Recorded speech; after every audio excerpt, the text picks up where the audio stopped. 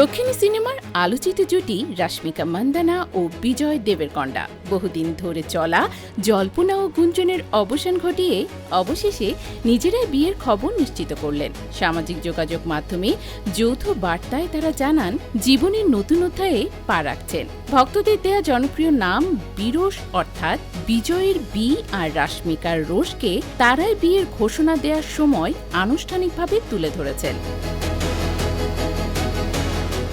বিয়ের মূল আনুষ্ঠানিকতা অনুষ্ঠিত হবে ২৬শে ফেব্রুয়ারি রাজস্থানের একটি প্রাসাদে। দুই পরিবারের নিজস্ব রীতিনীতি মেনে আলাদা আয়োজন হবে এবং ভেন্যুতে সর্বোচ্চ নিরাপত্তা নিশ্চিত করতে আন্তর্জাতিক নিরাপত্তা সংস্থার দায়িত্ব রয়েছে। অতিথি তালিকা সীমিত এবং মুঠোফোন সম্পূর্ণ নিষিদ্ধ। ৪ মার্চ হায়দ্রাবাদের ঘনিষ্ঠ বন্ধু ও চলচ্চিত্র অঙ্গনের সহকর্মীদের জন্য একটি সংবর্ধনা হতে পারে। বলিউড ও খেলার দুনিয়ায় পরিচিত মুখ দুই তারকা কৃত্তিকা কামরা ও গৌরব কাপুর।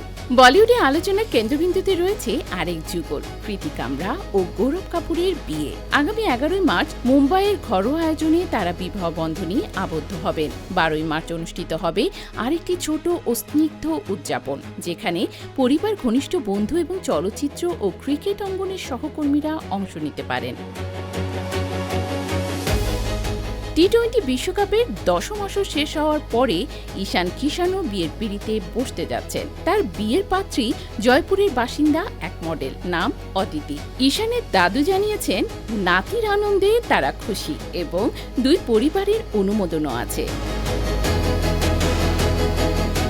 বিয়ের জগতে আন্তর্জাতিক খবরও রয়েছে।